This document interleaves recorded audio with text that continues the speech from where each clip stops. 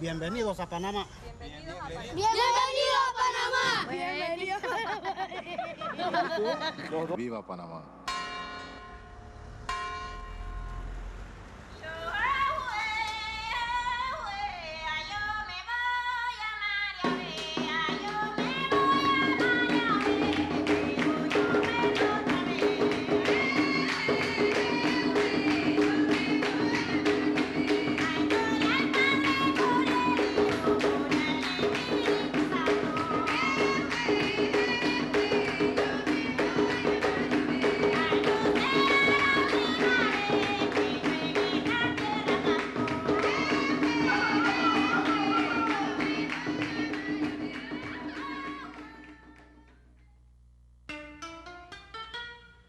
The Panama Canal.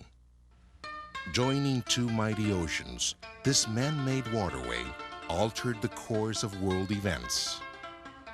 A new nation was created.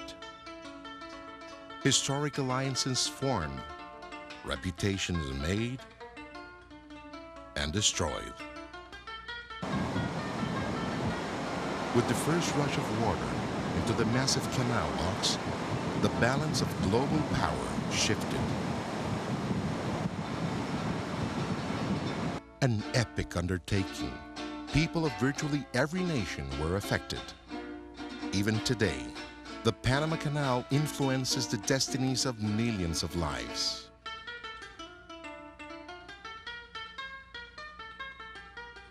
The story of the Panama Canal is one of uncompromising visions, scandalous failures, and incalculable human sacrifice. From Spanish explorer Vasco Núñez de Balboa's earliest ambitions to Frenchman Ferdinand de Lesseps' painful defeat, from U.S. President Teddy Roosevelt's Big Stick campaign to all those who today handle the lines, pilot the ships, operate the traffic's control center. This is that story.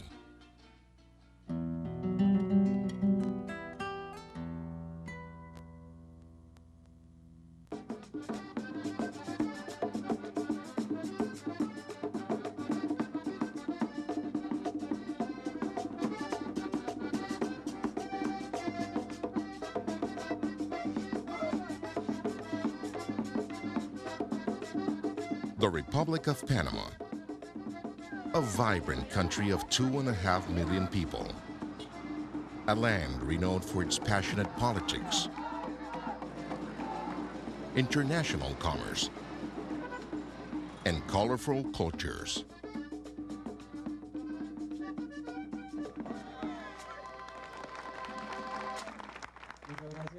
Located 9 degrees north of the equator, Panama stretches 400 miles northwest to southeast, joining Central and South America. Shaped like a recumbent S, Panama has a high arcing isthmus, making it possible to see the sunrise out of the Pacific from the southern end of the canal. A narrow ribbon of land, Panama, at its widest point, is only 120 miles across. A fact valued equally by early explorers and modern-day shipping magnates seeking a shortcut around the world. But it was the 50-mile-long Panama Canal that established this tiny, tropical nation as a crossroads of the world.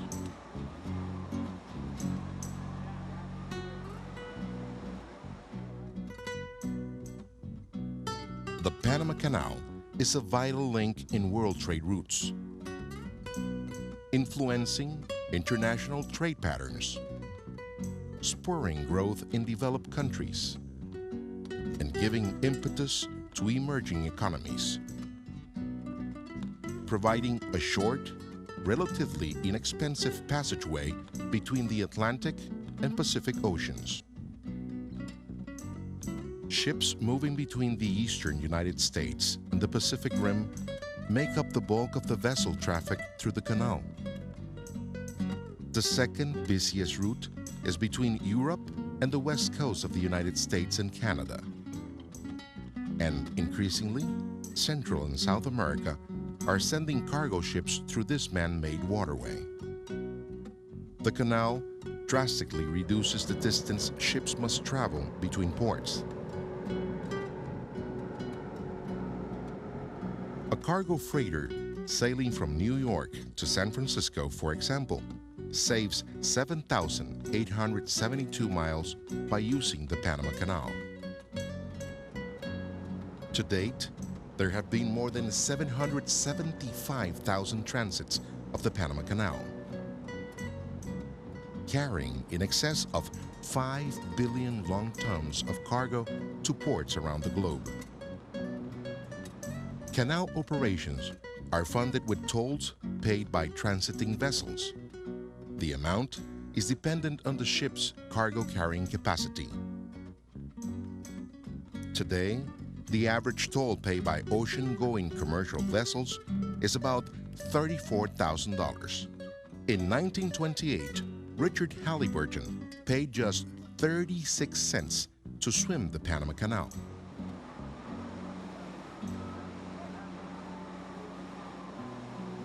The passage of both ships and time here inspires awe. The majestic sweep of cruise ships' bow, the sheer size of high seas freighters, and for those on board, that remarkable sensation of 52 million gallons of water surging beneath the hull as ocean liners are lifted up and over the land that separates one great ocean from another.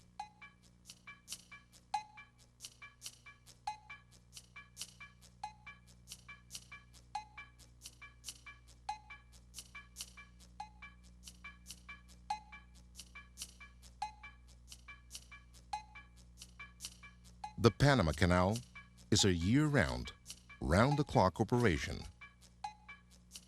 As day fades, high-mast lights turn on another world. Clusters of 1,000-watt metal halide lamps on 100-foot poles illuminate a determination to defy nature that is characteristic of the canal's history. 4 and 4, Nightfall is no reason to stop work here. Not even disease, death, and calamitous landslides stop those who built the canal. They were a determined lot, as are those who operate the waterway today. You get in the spill in the next minute or two.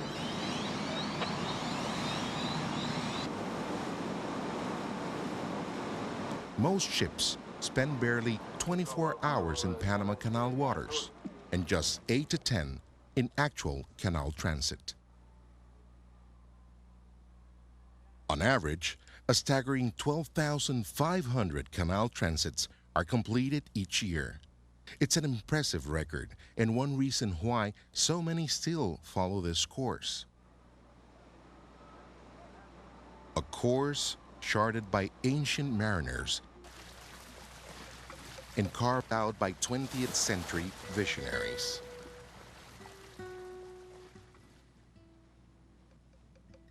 One of the first to attempt passage through Panama was Spanish explorer Vasco Núñez de Balboa in the year 1501. Balboa would not succeed, but that did not keep Spain from claiming the land for their own and establishing settlements in both the Atlantic and Pacific coast. Plundering the Inca Empire of Peru, the Spanish amassed great wealth. They attempt to keep it by building huge stone fortresses, but they could not build walls high enough.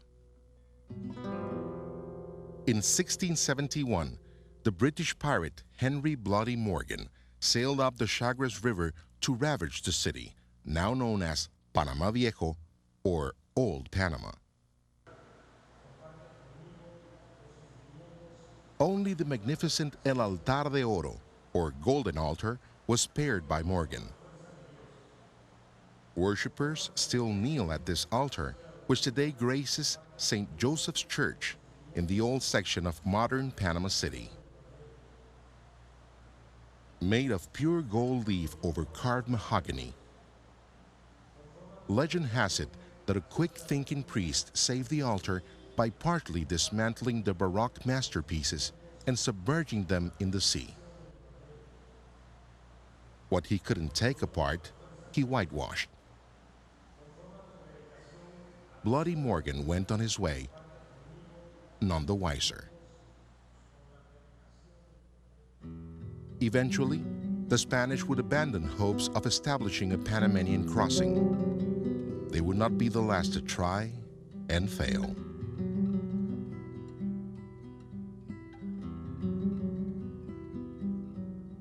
The Great Gatun Locks. A short distance from where Balboa stepped ashore is the Atlantic entrance to the Panama Canal. When these locks were completed in 1913, they were among the largest man-made structures on Earth. Today, shipbuilders carefully craft vessels to fit the precise dimensions of the locks. Called Panamax, they are among the largest ocean-going vessels and the maximum size able to travel the canal. Still an impressive sight, the Gatun locks demonstrate a perfect balance of form and function. But had the French had their way, there would be no locks on the canal. Nearly 400 years after the Spanish gave up, the French decided they would be the ones to cut the course across the isthmus. In the summer of 1875, Ferdinand de Lesseps announced he would build an interoceanic canal through the Isthmus of Panama. The French were wild with excitement. De Lesseps had already made history once by completing the Suez Canal.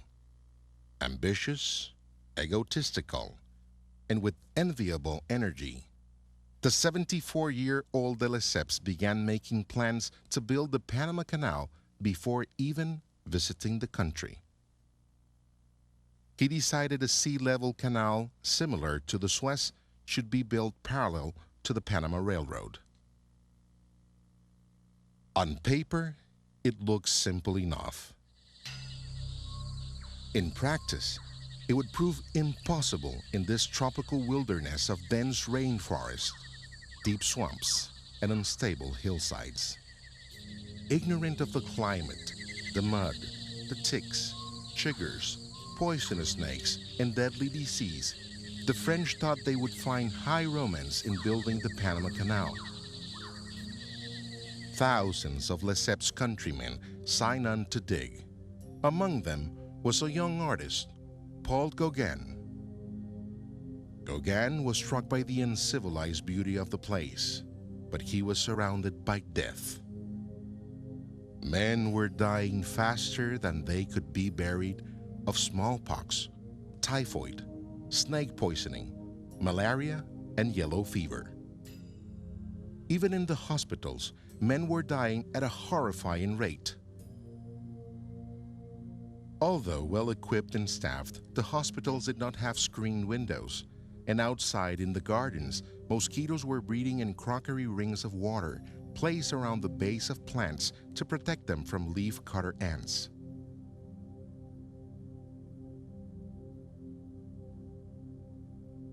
At times, the uncontrollable shivering of men stricken with malaria was so violent that their beds shook.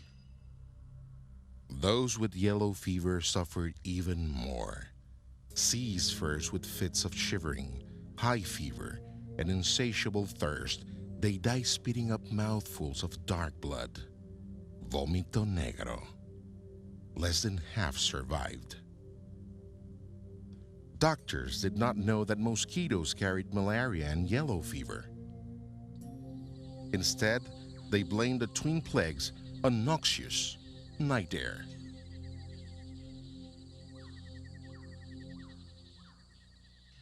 Funeral trains ran daily to a cemetery at Mount Hope.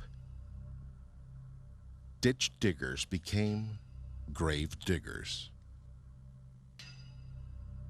More than 20,000 would die before the French would concede defeat in Panama.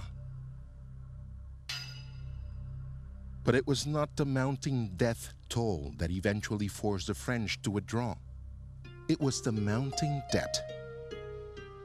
In truth, no amount of money would have been enough. A sea-level canal was simply not feasible. Technology had yet to catch up with the Lesseps' dreams. On May 15, 1889, workers were told to lay down their picks and shovels. The failure was a $300 million scandal that nearly toppled the French government and set the stage for America's rise as an economic and military power.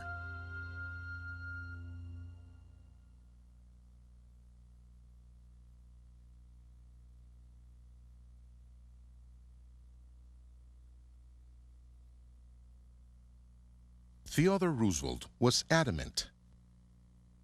If America was to become a global power, it needed a canal joining the Atlantic and Pacific Oceans.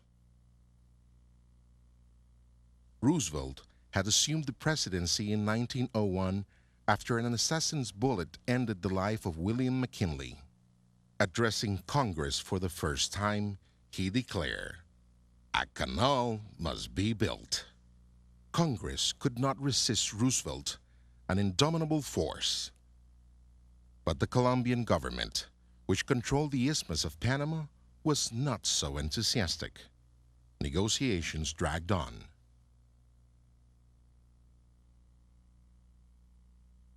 Then, on November 3, 1903, a group of prominent Panamanians staged a coup. With the help of the United States military, they declared independence from Colombia. In less than 24 hours, the independent Republic of Panama had been established. 6 months later, Old Glory was raised at the Grand Hotel in Panama City. Following the briefest of ceremonies, new digging equipment from the United States was unloaded, and the Americans went to work. For the sum of $10 million, the Republic of Panama had granted the United States the right to build a canal and given it sovereign authority over the newly designated Canal Zone. The Americans dug in quickly, but accomplished little that first year. As Roosevelt would later describe it, things were a devil of a mess.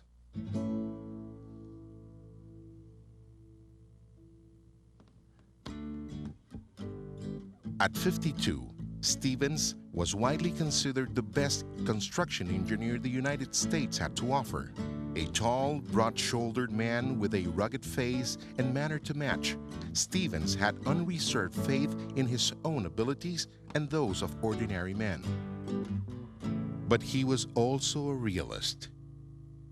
He knew men could not succeed without the right tools and reasonable living conditions.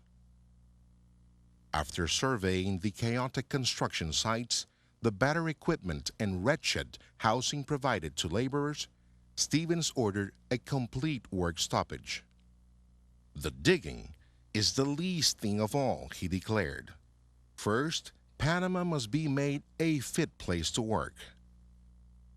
This was just the order Dr. William Gorgas had been waiting for. Pneumonia, tuberculosis, chronic diarrhea, and dysentery were rampant. Malaria was epidemic, yellow fever nearly so.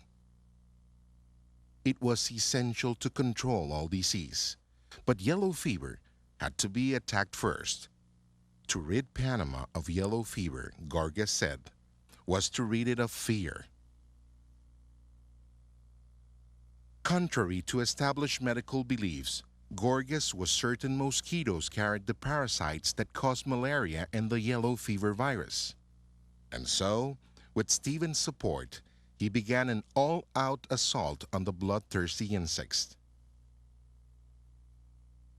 Fumigation brigades were formed. Hundreds of men hauling ladders, paste pots, buckets, Rolls of brown paper and insecticides went house to house. Others drained and swept ditches, reducing the insects' breeding area.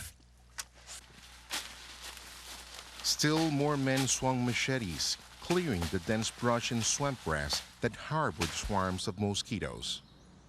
Roads were paved, sewer systems were built, and perhaps most importantly, city residents were provided running water, eliminating the need for domestic water barrels and cisterns, where mosquitoes bred by the millions.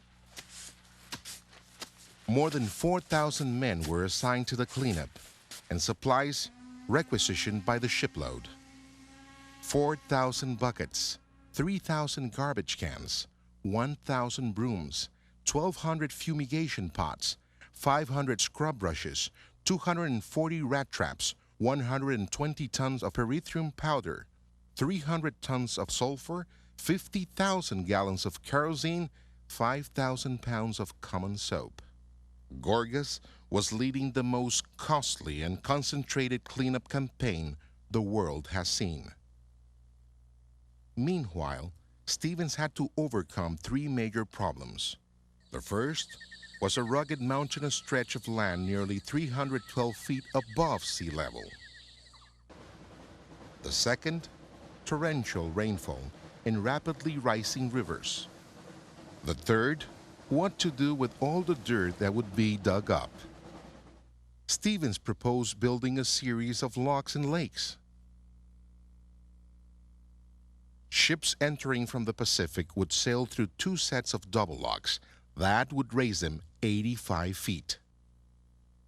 Then enter a channel that was to be gouged and blasted through mountains. Crossing the continental divide, ships would enter a huge lake created by damming the raging Chagres River. Finally, entering the Gatun Locks, which would lower ships 85 feet to the level of the Atlantic Ocean. When a ship entered the locks, valves would be open, allowing water to rush in from the lake. No pumps would be needed. Gravity would be enough. In this way, Stevens would make use of the area's most abundant natural resources. Rainwater from the highlands, especially that flowing in the Chagres River, would supply water to the canal. A dam would be built on the river to control the flow. Earth from the excavation would be used as building material. The plan was simple but brilliant. Decades later, Stevens' basic design is still considered virtually flawless. The canal has survived so many years because of the simplicity of its design. It's just an elevator. It's something that kids play with by having a couple of bottles and joining them together and raising and lowering pools of water. It's just a very simple elevator. We don't pump any water, it's just using the force of gravity. By 1906, Stevens had 24,000 men sweating and straining in the steaming jungle. Roosevelt just had to see it for himself. Never before had a president left the country while in office, but Roosevelt wanted to see Panama, preferably at its worst. He sailed for Panama on November 9, 1906, aboard the new 16,000-ton Louisiana, the largest battleship of the American fleet. With him were Mrs. Roosevelt, a Navy doctor, and 3 Secret Servicemen. It rained almost the entire time. "I tramped everywhere in the mud," he reported later with great satisfaction. It would have been impossible to see work going on under more unfavorable conditions. Roosevelt was delighted. Stevens, on the other hand, was bored with the rain, the mud, and what he described as an immense amount of detail. In a letter to Roosevelt, he said he wanted out. Roosevelt was outraged. Vowing to put a man in the job who couldn't quit, Roosevelt appointed Army engineer Lieutenant Colonel George Washington Goethals. A model officer, Goethel's style was cool, correct, and dignified. He was to have absolute authority over construction of the canal and a raise in pay to go along with his new responsibilities. He would receive $15,000 a year, about half the salary paid to Stevens. Excavation was only beginning when Goethals took charge in 1907. The building of the Gatun Dam and design and construction of the locks had not yet begun. Although these were tasks of historic magnitude, requiring superior technical expertise, Goethals would handle them expertly. Goethals' workforce consisted largely of unskilled laborers.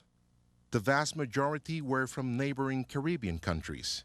Desperately poor, they had come to Panama to work for 10 cents an hour, 10 hours a day, 6 days a week. The most difficult and dangerous jobs were at Culebra Cut, later renamed in honor of Colonel David Dubois Gaylord. Gaylord was in charge of blasting the 8.5-mile channel across the Continental Divide. The job seemed nearly impossible. By noon, the temperature in the cut could be 120 degrees Fahrenheit. Combined hard rock and loose shale made digging slow, exhausting, and risky. Daily downpours were followed by massive mudslides. Workers called the place Hell's Gorge. After one particularly deadly avalanche, Gaylor said it was as if he and his men were damned to eternal digging.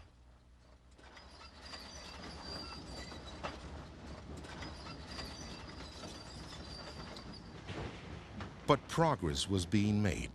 50 to 60 steam shovels were going around the clock. The debris dumped into special one-sided flatbed railroad cars that rolled by non-stop.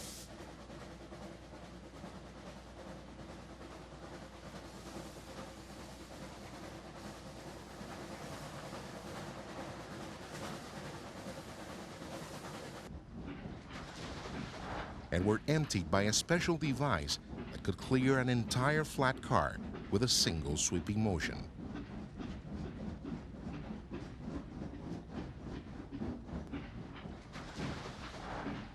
The volume of earth that had to be moved was phenomenal. Writers of the time said the spoil would be enough to build the Great Wall of China from San Francisco to New York. In reality, the spoil was being used to build the Gatun Dam, the largest earthen dam in the world. It was designed to hold back the Chagres River. It's an incredible sight yet today. 1.5 miles long and rising 105 feet above sea level. The damming of the Chagres created the largest man-made lake in the world at that time, Gatun Lake. Stretching 23.5 miles from Gatun Locks to the north end of Gaylor Cut, the lake covers an area of more than 163 square miles. Hundreds of tiny islands are scattered in the lake, including the Barro Colorado Island, a world-renowned tropical rainforest research station operated by the Smithsonian Institute. But not even the massive Gatun Dam could hold all the excavation debris. Dirt by the long tons was dumped offshore to build a breakwater and causeway joining Panama's Pacific Barrier Islands. Today, this string of tiny islands is a recreation paradise.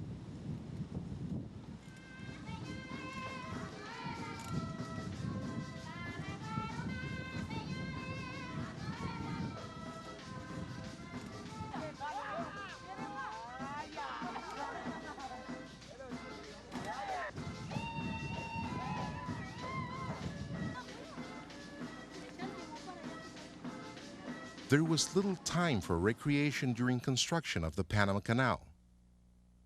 The sheer magnitude of the undertaking challenged comprehension by even the best minds. Everything was on the scale of giants and gods.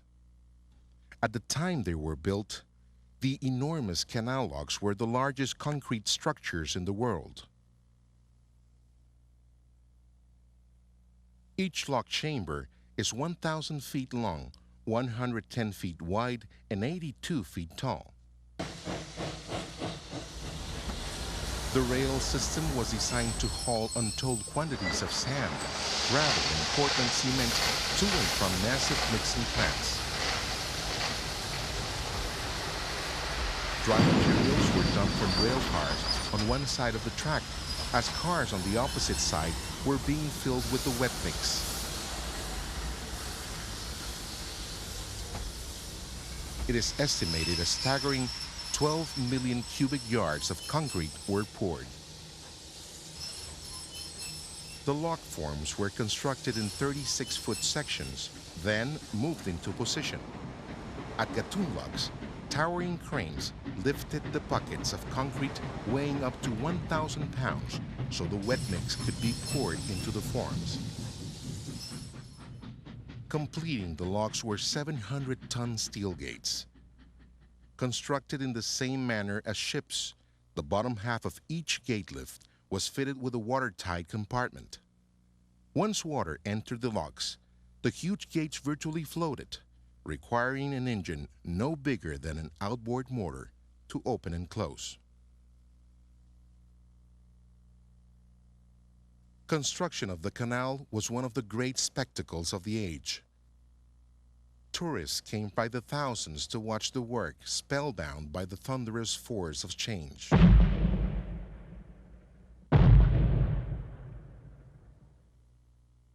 More than 61 million pounds of dynamite was used to construct the canal, producing more explosive power than had been expended in all wars fought up to then. At least half the labor force was involved in dynamite work. Hundreds were maimed or killed by premature blast. Recalling the frequent triac explosions, a West Indian laborer said, "The flesh of men flew in the air like birds many days." For 7 years, Gaylor Cut reverberated with the sound of dynamite blasting. With the sound of trains, steam shovels, and rock drills, the noise level was so extreme that some men literally went deaf. Others, unable to hear warning calls or sirens over the racket, died, crushed beneath the wheels of trains or struck by flying rock. On May 20th, 1913, 2 steam shovels met at the bottom of Gaylor Cut and sounded a final whistle. The work was done. The channel, as deep as men could make it, now just 40 feet above sea level. The channel was flooded and the remaining excavation completed by dredge. In all, 96 million cubic yards of earth had been gouged from this mountainous reach of the isthmus. The spirit of innovation that made success possible in 1913 still exists today, with the Panama Canal engaged in international collaborations.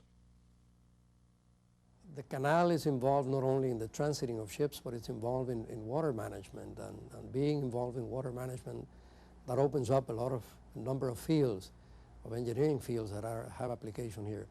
Plus, even in the area of geotechnical engineering, because of the fact that to build the canal, there was a very large cut through the continental divide here. On September 26, the tugboat Gatun made the first trial voyage across Panama. A photographer, standing in a cement bucket suspended from a crane, captured the historic event. 11 months later, August 15, 1914, the Panama Canal officially opened. 6 months ahead of schedule and $23 million under budget. But there was no crescendo of cheers, no congratulations from world leaders. Europe was at war.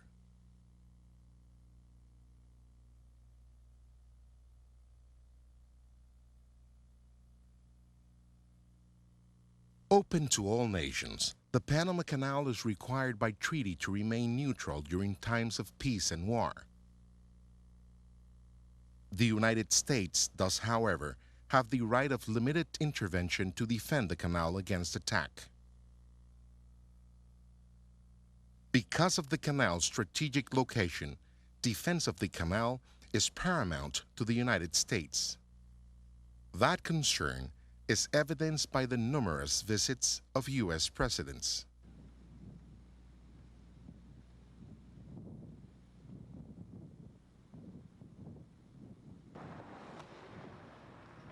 Over the years, Uncle Sam's soldiers have intervened in Panama's political affairs.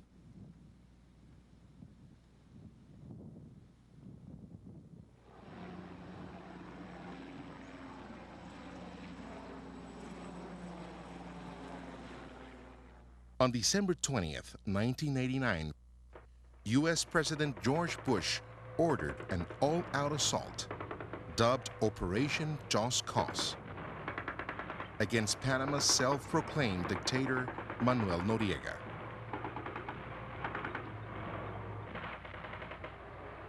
American troops stormed Panama intent on ousting Noriega.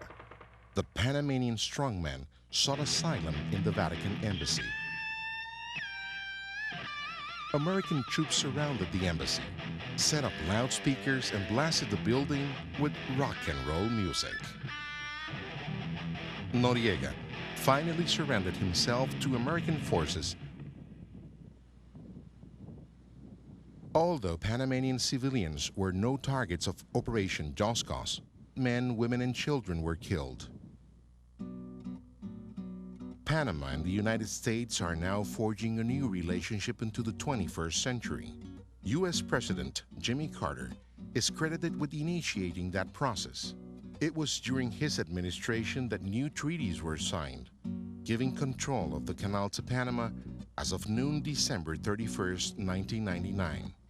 For the Panamanians, the goal is to maintain the canal's efficiency and increase opportunities for trade and related economic activity. Over the years, Panama has become a banking center for Latin America. 122 international banks with assets of $37 billion are now located in Panama City. But some of the most exciting activity is still found along the canal, in Panama's working harbors. 2 busy ports have grown up with the canal: Cristobal on the Atlantic and Balboa on the Pacific.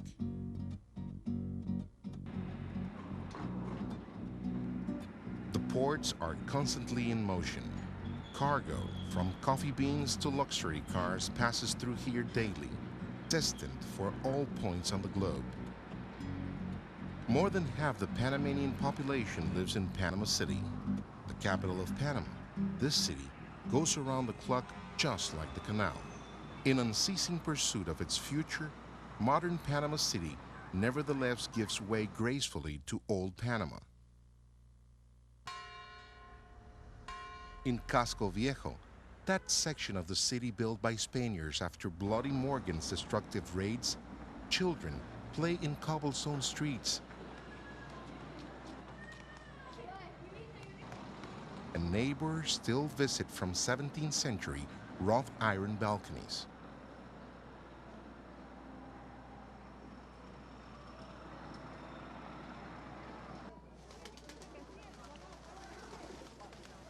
Past and present are near perfectly integrated in Stevens Circle, teeming with sidewalk vendors.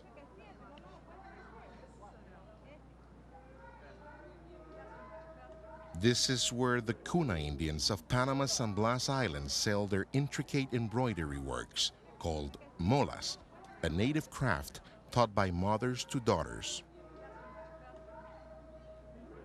Cunas straddled two worlds, one of their own design, the other created by the canal builders. The two Panamas are woven together here in Stevens Circle. In the center of the circle is a monument to engineer John Stevens, designer of the canal's master plans. Stretching northeast from the circle is a palm-lined El Prado Boulevard, its grassy medians approximating the length and width of a canal lock chamber. At the far end of the boulevard is a 56-foot-high marble monument to Colonel George Goethals, who completed construction of the canal. The towering marble shaft rising from the fountain represents the continental divide and the canal's dependence on water.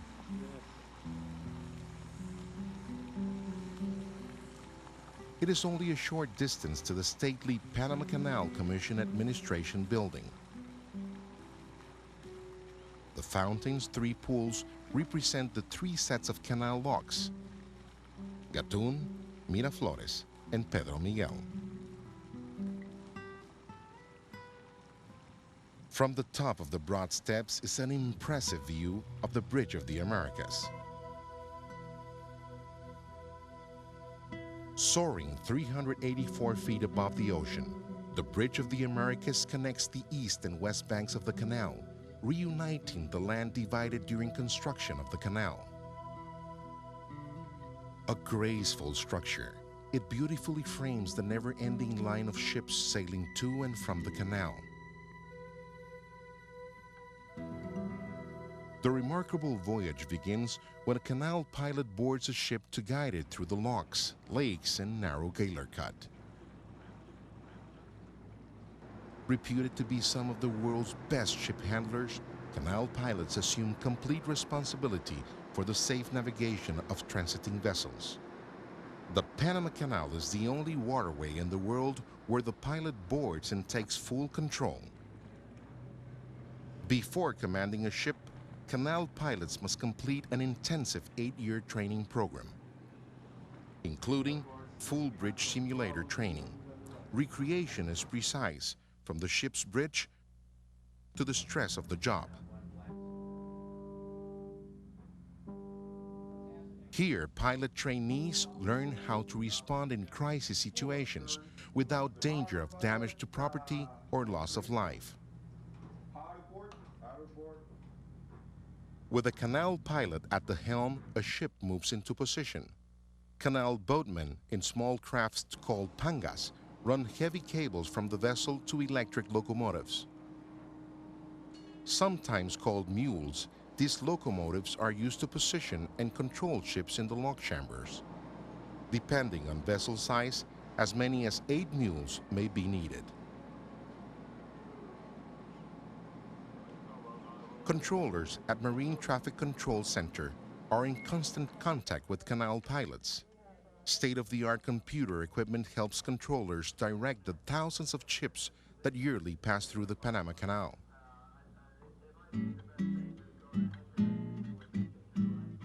A ship headed north from the Pacific to the Atlantic enters Miraflores locks first.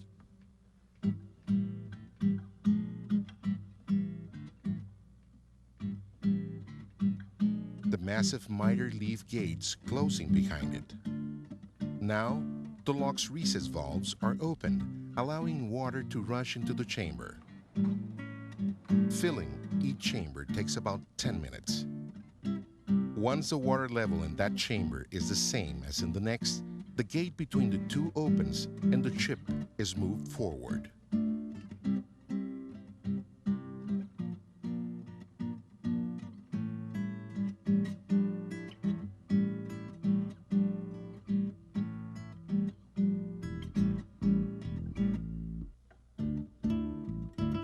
Now at 54 feet above sea level, the ship crosses Miraflores Lake, a small man-made body of water created by damming the Rio Grande.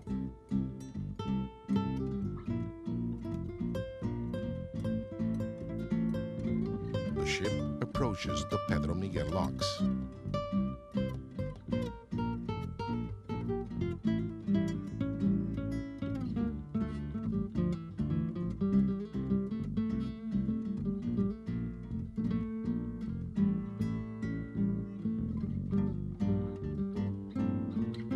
And in one step, the ship is raised to the level of Gaylor Cut and Gatun Lake, 31 feet, for a total of 85 feet.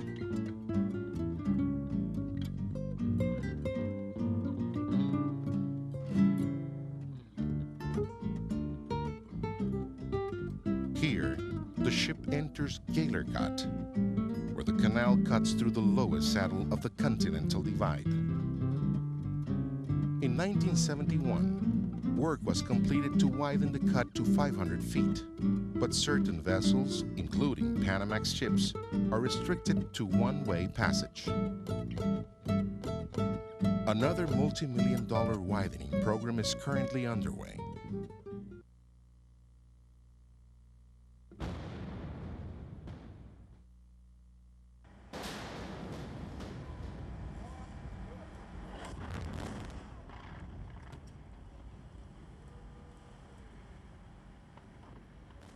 When the work is completed, the entire length of the canal will be open to virtually unrestricted two-way traffic.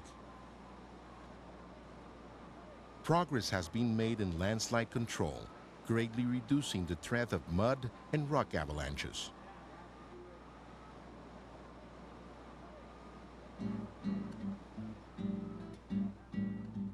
To the east is Gold Hill, the highest promontory along the channel, rising 662 feet above sea level.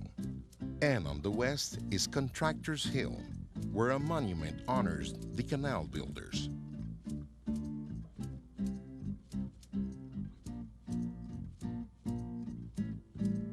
Leaving the cut, ships pass the Chagres River, where it enters Gatun Lake and the settlement of Gamboa.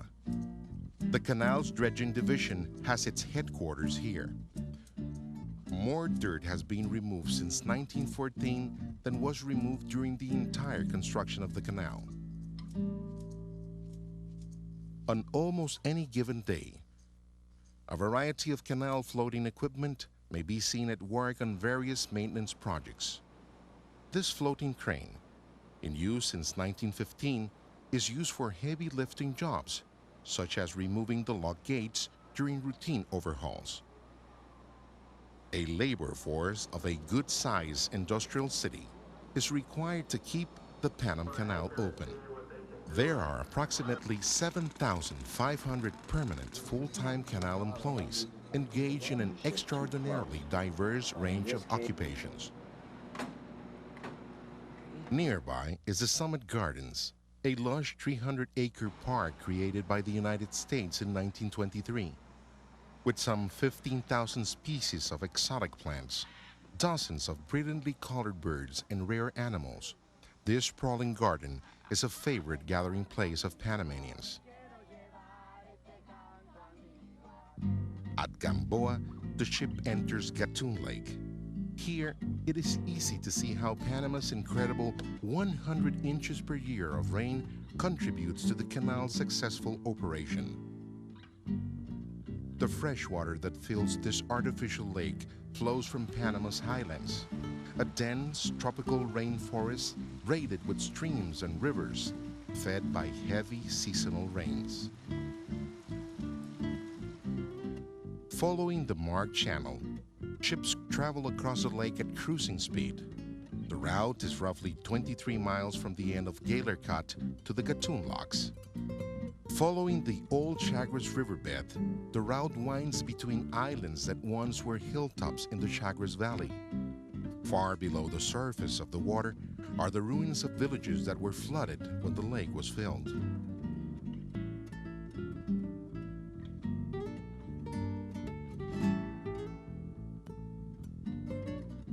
At the Gatun Locks, vessels are lowered 85 feet in 3 steps.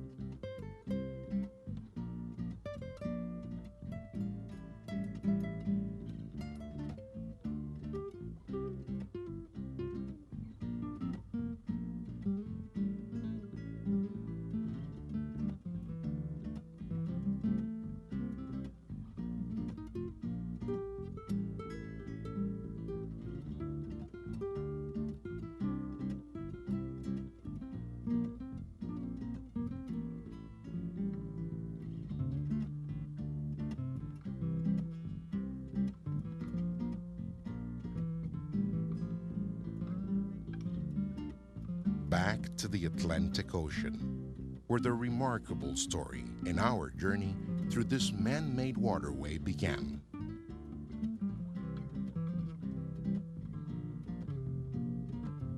The Panama Canal. For the dreamers, designers, and builders, there could be no greater achievement. For today's ocean-going travelers, there may be no more profound a passage than the Panama Canal.